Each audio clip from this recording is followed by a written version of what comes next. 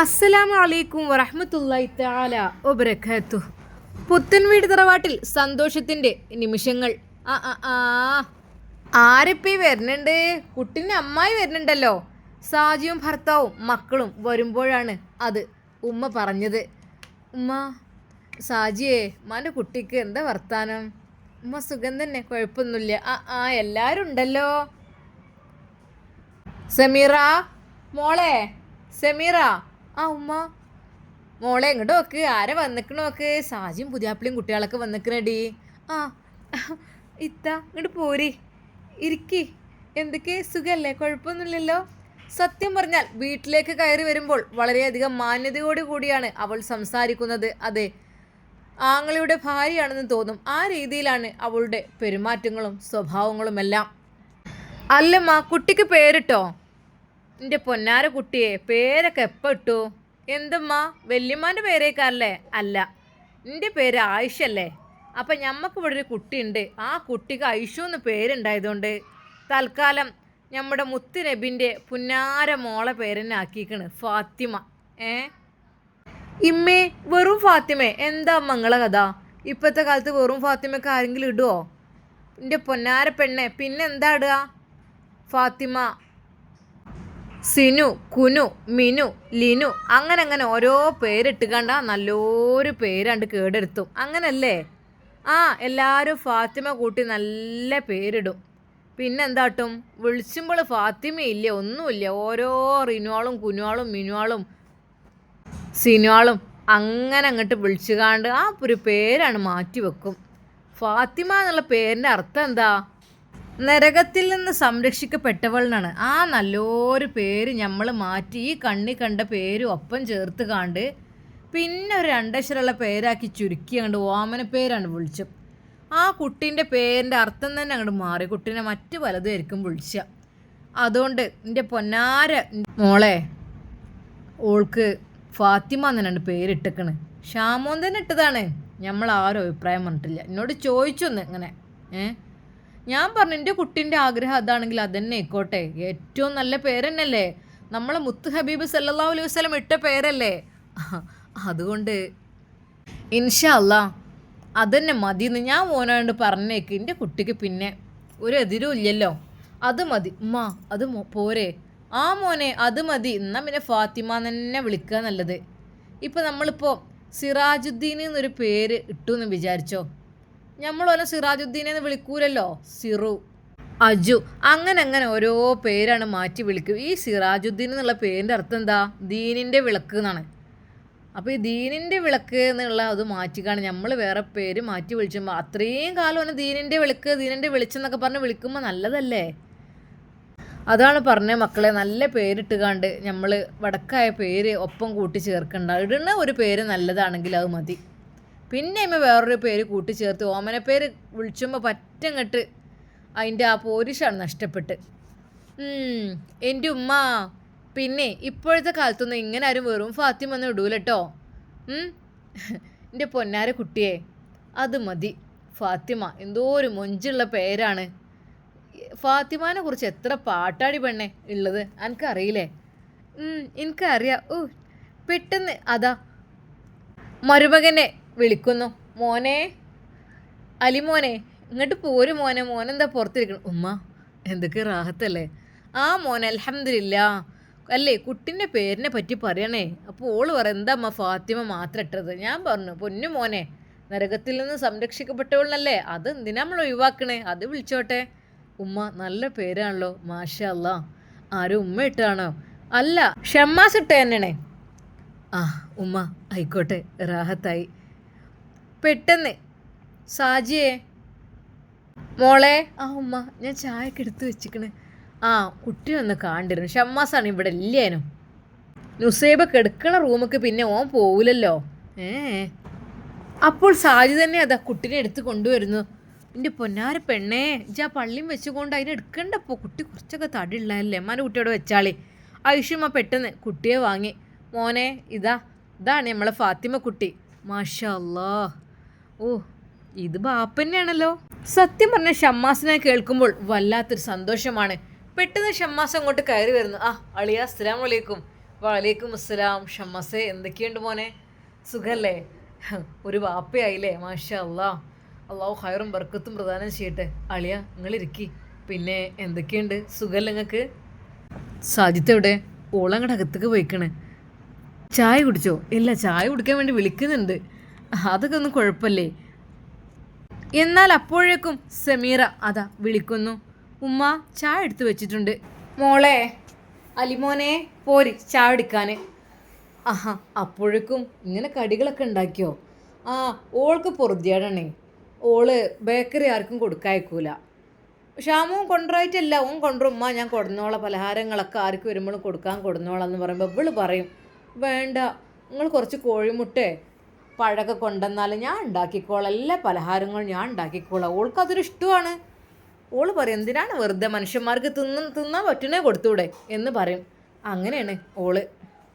സമീറയുടെ കാര്യങ്ങളെല്ലാം മരുമകൻ അറിഞ്ഞിരുന്നു. എന്തൊക്കെ തന്നെയായാലും നല്ലൊരു പെണ്ണാണ് പുത്തൻമേട് തറവാട്ടിൽ വന്ന് പെട്ടിട്ടുള്ളത്. എത്തിയത് തന്നെ ഭാഗ്യം. ഐഷുമാക്കും വലിയൊരു സഹായമായിട്ടാണ് വന്നത്. എന്നാൽ ജമീലത്താത്ത അതാ കുട്ടിയെ കാണുവാൻ വേണ്ടി വന്നിരുന്നു. ഒരു നോട്ടം നോക്കി പോയി എന്നല്ലാതെ കൂടുതലൊന്നും അവിടെ നിന്നില്ല. കാരണം എല്ലാവരും ഓരോന്ന് ചോദിക്കും. തൻ്റെ മരുമകൾ ഇപ്പോൾ അവിടെ ഇല്ല, അവർ കസ്റ്റഡിയിലാണ്. അന്ന് ജമീലത്താത്ത അതാ മക്കളെയും കൂട്ടി വരുന്നു വൈകുന്നേരം. ജമീല, ജമീല, എടീ ഇങ്ങോട്ട് പോരെ ചായ കുടിച്ചാനേ. പൊന്നാരൻ്റെ ഐശ്വോ എന്നോട് പറയാനേ, മനസ്സൊക്കെ സമാധാനം വേണ്ടേ?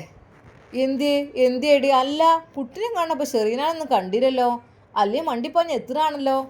ഐഷുമ്മയുടെ ആ ഒരു ചോദ്യത്തിന് മുമ്പിൽ അവർ ശരിക്കും പെട്ടുപോയി എന്ന് തന്നെ പറയാം. അതെ, പോലീസ് കസ്റ്റഡിയിലാണ് എന്നുള്ള കാര്യം പറഞ്ഞാൽ എന്ത് മോശത്തിലാണ് അത്.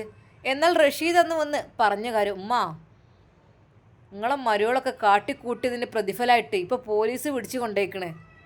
ആ അവിടെ ഇപ്പോൾ കെട്ടിക്കൊടുന്ന മരുകൾ കേസ് കൊടുത്തിക്കണ പോലെ പേരില്ലേ, അത്രക്കും മോശം പ്രവർത്തിക്കണ ചെയ്തതേ. ഉമ്മ എനിക്ക് ഞാൻ അതിനെക്കുറിച്ച് ചിന്തിക്കാനേ വേണ്ട, ഓൾ എന്തെങ്കിലും ആയിക്കോട്ടെ. എൻ്റെ പൊന്നാര കുട്ടിയെ, ഓൾക്ക് 2 മക്കളുള്ളതല്ലേ ഉമ്മ, അതൊക്കെ ചെയ്യുമ്പോൾ ആലോചിക്കണ്ടേ. ഇനി മോങ്ങിയിട്ട് കാര്യമില്ല. എനിക്കോളെ സ്വഭാവം എന്നേറെ എന്തൊക്കെയാണ് ഓള് പറഞ്ഞുണ്ടാക്കിയിരുന്നത്. മനുഷ്യനെ കുറിച്ച് ഇല്ലാത്തത് വരെ ഓള് പറഞ്ഞുണ്ടാക്കിയിരുന്നത്. കുറച്ച് അനുഭവിക്കട്ടെ. മോന് റഷീദേ, ഒന്നുമില്ലെങ്കിൽ എന്തുമ്മ, നിങ്ങളെ കുറേ ഇടങ്ങാറാക്കിയില്ലേ? നിങ്ങളെ മരുവോള് വിട്ടപ്പോൾ നിങ്ങൾക്ക് ഇപ്പം എന്ത് സങ്കടമാണോ? ഒന്നുമല്ലടാ, കുട്ടികളെ മുഖത്തൊക്കെ നോക്കുമ്പോഴേ കുട്ടികൾ നിരപരാധികളല്ലേ. കാരണം ഒന്നും അറിയില്ലല്ലോ എൻ്റെ പൊന്നാര കുട്ടിയെ. ഷെറീനയും റാഹിലയും അതാ അവിടെ പോലീസ് വീണ്ടും ക്വസ്റ്റ്യൻസ് തുടങ്ങുകയാണ്. എല്ലാം പുറത്താകും എന്നാണ് തോന്നുന്നത്.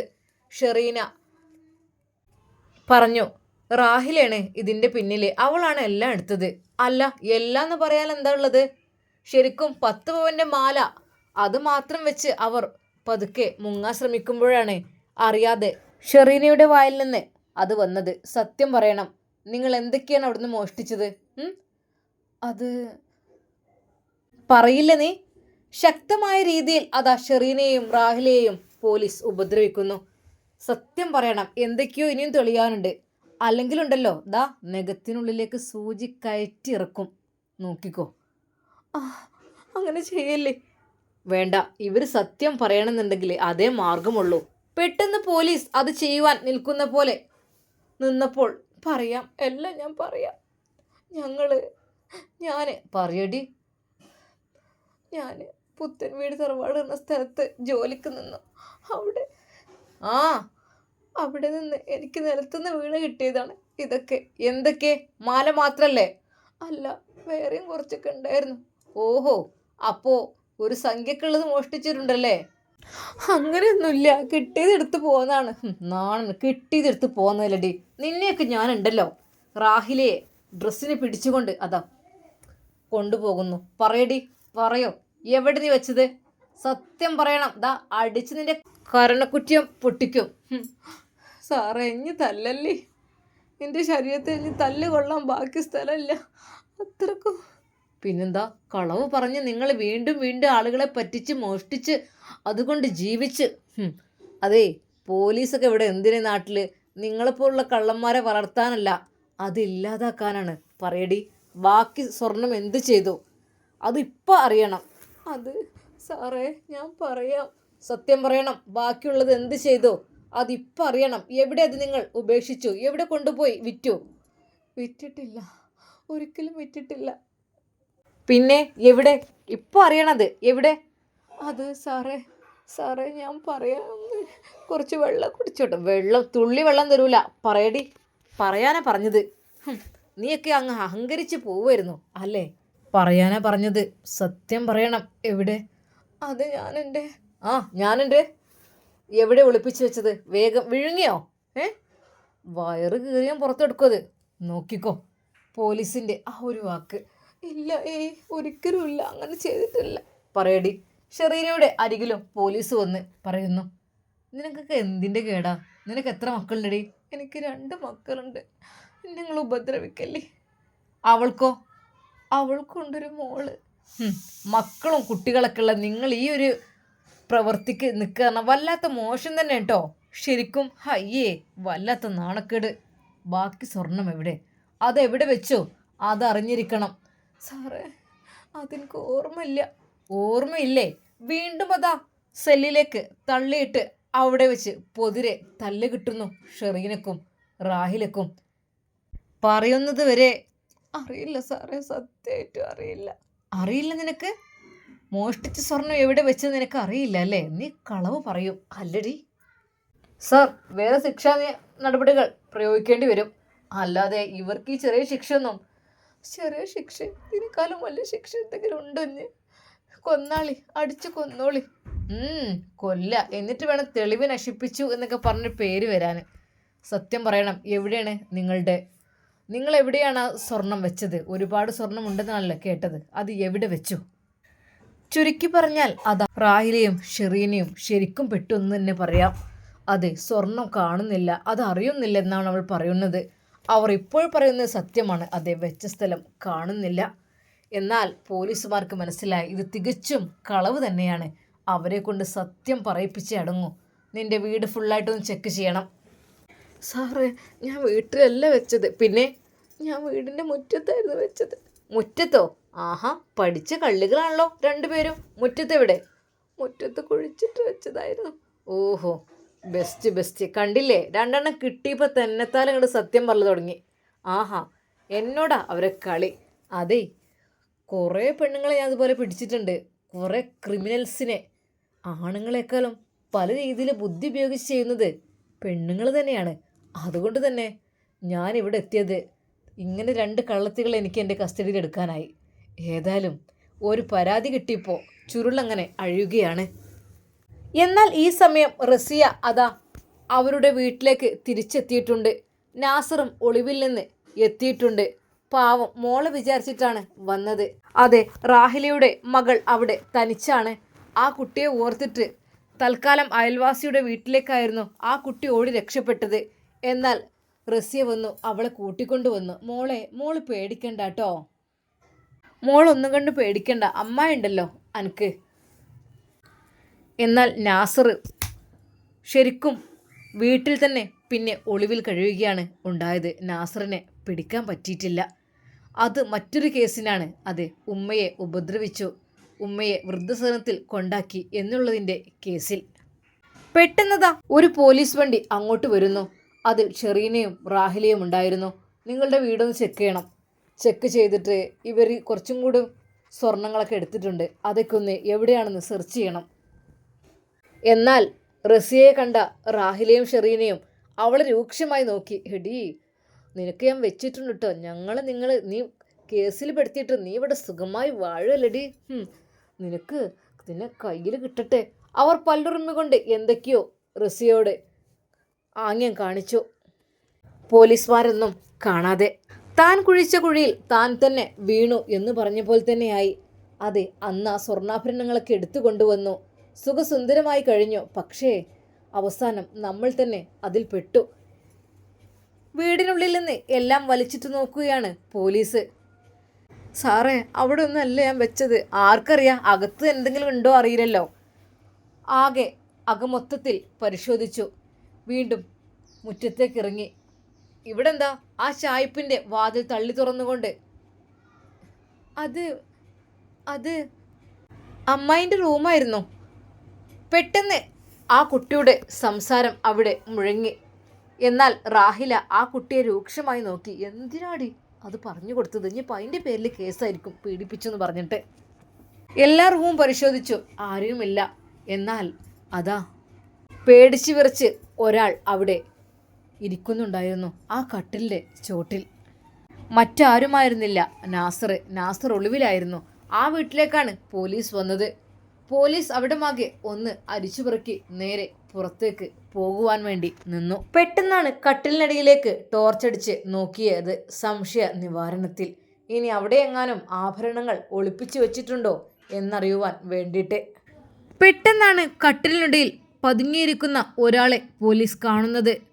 ഓഹോ, ഇതാരാ? ഇങ്ങോട്ട് വാടോ, ഇറങ്ങി വാടോ, അദ്ദേഹത്തെ പിടിച്ചു വലിച്ചുകൊണ്ട് പറഞ്ഞു.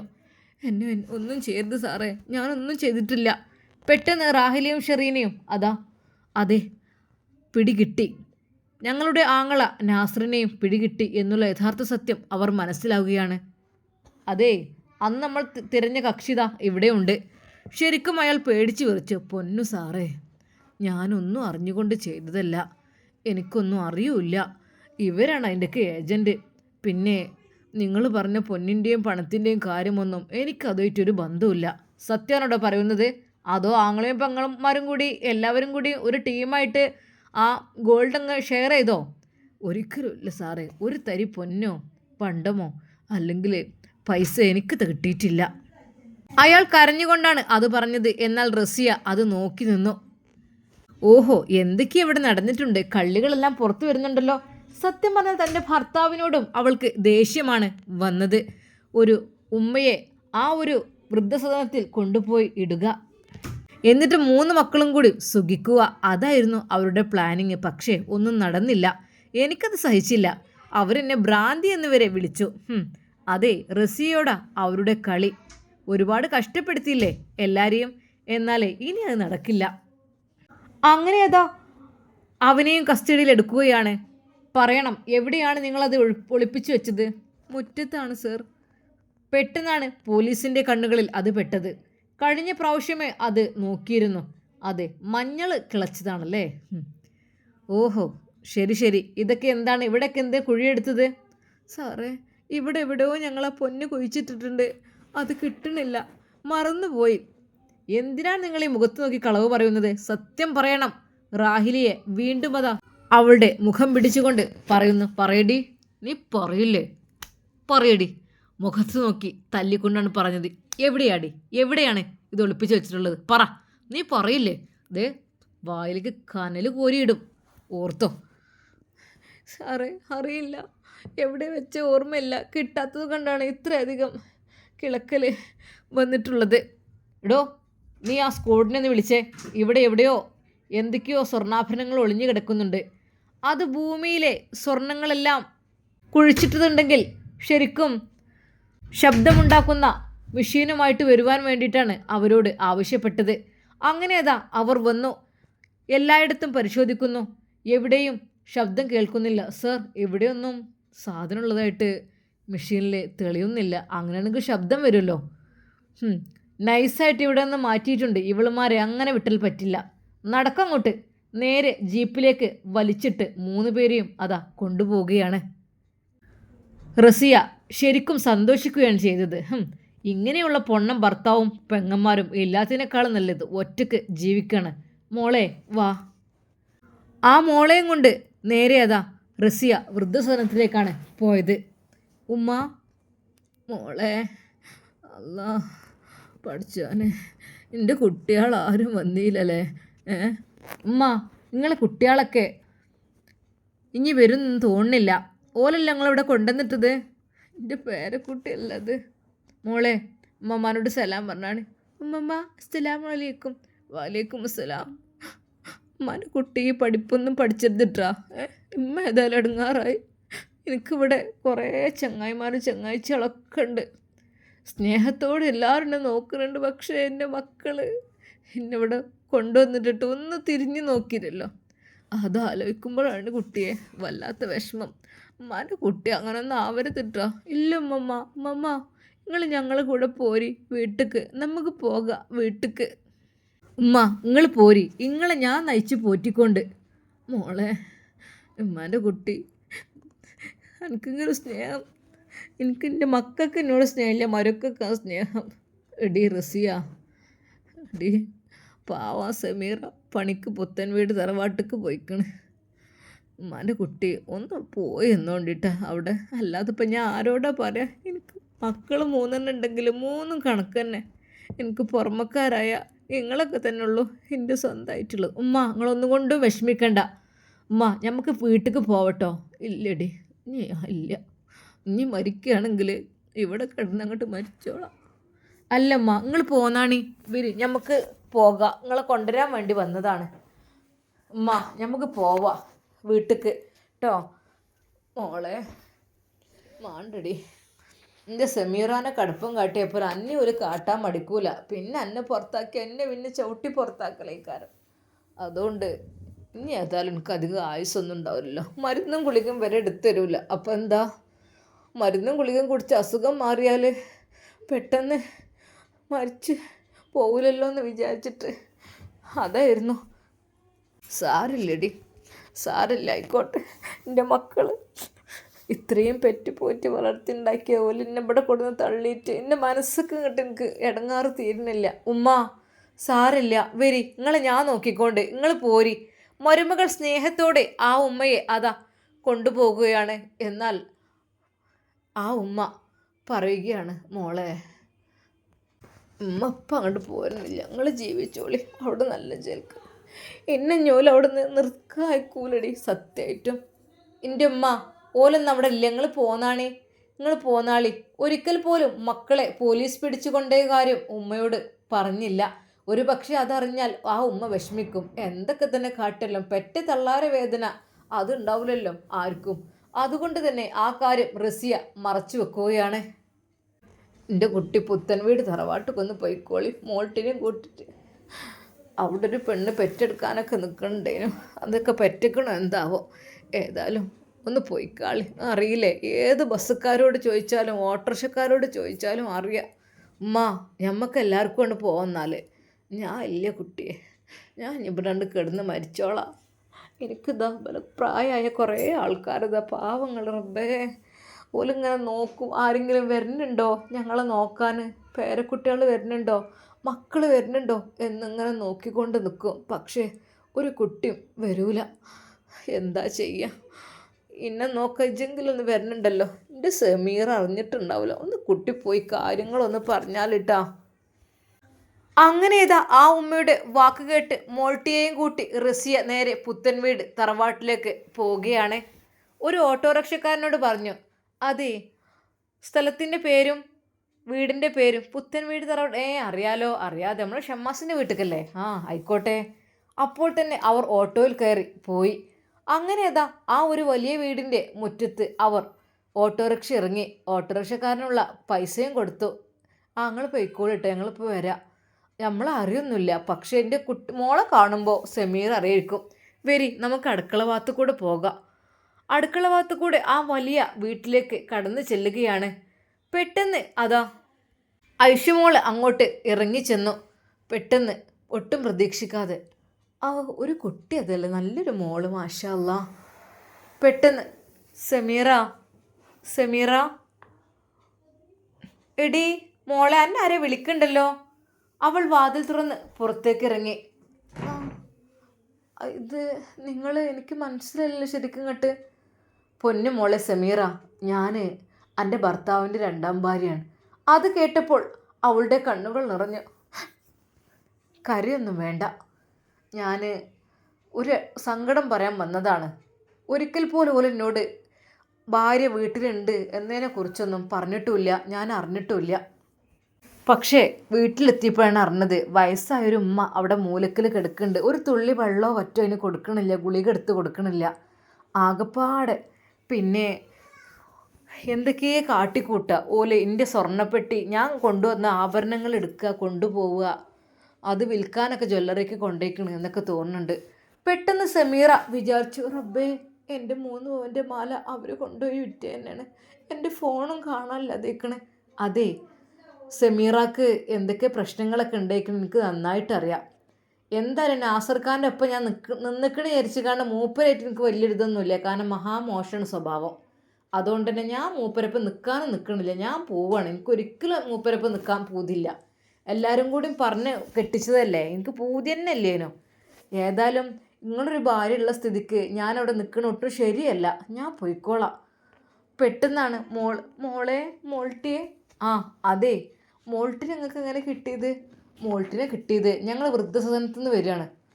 പെട്ടെന്ന് സമീർ അത് കേട്ടപ്പോൾ ഞെട്ടിപ്പോയി. വൃദ്ധസദനോ?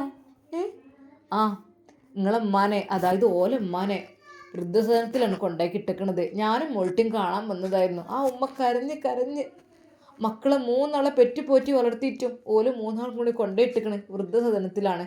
ആ ഉമ്മ ഒരുപാട് കരയുന്നുണ്ട്, വിഷമിക്കുന്നുണ്ട്. അല്ലാ, സത്യമാണോ? പഠിച്ചവനെ. സമീർ അത് കേട്ട് കരഞ്ഞു പോയി. റബ്ബേ, ഉമ്മാനെ ഞാൻ നോക്കിക്കോളാം. പാവം, അതിനെ കൊണ്ടുപോയിട്ടിക്കണു റബ്ബേ, ഞാൻ അറിഞ്ഞില്ല. അന്ന് തന്നെ ഒരു അതിനെപ്പറ്റി പറയുമ്പോൾ ഞാൻ പറഞ്ഞിക്കണം, പൊന്നു മക്കൾ അങ്ങനെ ചെയ്യില്ല. ഞമ്മക്കും വരും ആ ഒരു പ്രായമൊക്കെ. നമ്മളെ മക്കൾ അങ്ങനെ നമ്മളെ ഉമ്മാരിപ്പാരെ അങ്ങനെ കാട്ടുകയാണെങ്കിൽ നമ്മളെ മക്കൾ നമ്മളങ്ങനെ കാട്ടും. അതുകൊണ്ട് നല്ല ശ്രദ്ധിക്കണം.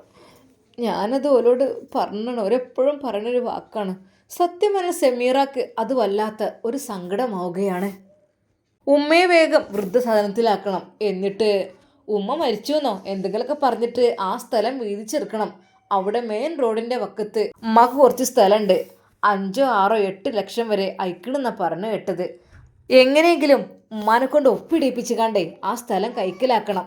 അതായിരുന്നു 3 മക്കളുടെയും ചിന്തകൾ. എന്നാൽ 3 മക്കളും ഇന്ന് കസ്റ്റഡിയിലാണ്. അത് അവരെ കൊണ്ട് സത്യം പറയിപ്പിക്കുകയാണ്. മിക്കവാറും 3 മക്കളും ജയിലിൽ കിടക്കേണ്ട അവസ്ഥ വരും.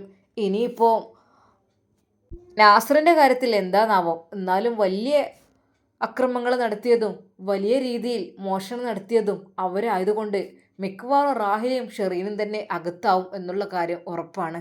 പാവം മോൾട്ടി, ആ കുട്ടീൻ്റെ ഉമ്മാൻ്റെ കാട്ടിക്കൂട്ടൽ കൊണ്ട് ആ കുട്ടി വരെ അനാഥമായി. ഉപ്പയുണ്ടായില്ല, ഉമ്മയില്ല. പാവം കുട്ടിയാണ്. ഉമ്മ ആരുടെ കൂടെ പോയിട്ടാണത്രേ ഉപ്പ ഒഴിവാക്കിയത്. പക്ഷേ ഓള് വാശി പിടിച്ച് കുഞ്ഞിനെ കോടതിയിൽ പോയി വാങ്ങിയതാണത്രേ. എന്നാൽ അവൾ ഇങ്ങനെയൊക്കെ കാട്ടിക്കൂട്ടുന്നത് ഒരിക്കലും വിചാരിച്ചില്ല. കുട്ടി എപ്പോഴും സത്യത്തിൻ്റെ ഭാഗത്ത് തന്നെയാണ്. എന്നാൽ ഉമ്മയെ പറ്റി കേട്ടപ്പോൾ സത്യം പറഞ്ഞ സെമീറാക്ക് വല്ലാത്ത വിഷമാണായത്. റബ്ബേ, പാവം വൃദ്ധസദനത്തിൽ കൊണ്ടുപോയിടാന്നൊക്കെ വെച്ചാൽ റബ്ബേ, എന്തൊരു മക്കളാണത്. ആ മക്കളുടെ കാര്യം ആലോചിച്ച് ഒരു നിമിഷം അവൾ വിചാരിച്ചു, റബ്ബേ, അയാളുടെ ഭാര്യയായി കഴിയുന്നതിനേക്കാളും നല്ലത് ഒറ്റയ്ക്ക് ജീവിക്കാണ് നല്ലത്. അവൾ ഓർത്തു. പെട്ടെന്ന് ഉമ്മച്ചി എന്ന് പറഞ്ഞ് ആ പൊന്നുമോൾ അവളെ വന്ന് കെട്ടിപ്പിടിച്ചു. മോളെ, ഉമ്മച്ചിൻ്റെ കുട്ടി എവിടെ? ഉസ്താദിൻ്റെ കുഞ്ഞിനെ വാരിയെടുത്തു നെഞ്ചോട് ചേർത്തു അവൾ തൻ്റെ പ്രിയപ്പെട്ട ഉമ്മച്ചിയുടെ കവിളിൽ ഒരുപാട് മുത്തങ്ങൾ നൽകി. ഉമ്മച്ചി, ഞാൻ ഉമ്മച്ചിനെ വിട്ട് എങ്ങോട്ടും പോവില്ല കേട്ടോ, എന്നും എൻ്റെ കൂടെ ഉണ്ടാവുമോ? ആ കുഞ്ഞിൻ്റെ ആ വാക്ക് കേട്ട് ശരിക്കും അവളുടെ കണ്ണുകൾ നിറഞ്ഞു. എന്നാൽ ഈ സമയം ഉസ്താദ്, റബ്ബേ, എൻ്റെ കുഞ്ഞിനെ നോക്കാൻ ഒരാൾ വേണമല്ലോ റബ്ബേ. അതിന് ഏറ്റവും മികച്ചതൊരു പക്ഷേ അത് പുത്തൻ വീട് തറവാട്ടിലെ ജോലിക്ക് നിൽക്കുന്ന ആ പെണ്ണാണെങ്കിലോ? ഉസ്താദിൻ്റെ മനസ്സിൽ പല പല ചിന്തകൾ അങ്ങനെ വന്നുകൊണ്ടിരുന്നു. ഒരു പക്ഷേ ഉസ്താദിന് മനസ്സിനുള്ളിലേക്ക് എന്തെങ്കിലും തോന്നിയോ ആവോ? ഇൻഷാ അല്ലാഹ് നമുക്കിതിൻ്റെ ബാക്കി ഭാഗം നാളെ കാണാം. അതുവരേക്കും എല്ലാവർക്കും അസ്സലാമു അലൈക്കും വറഹ്മത്തുള്ളാഹി തആല വബറകാതുഹു.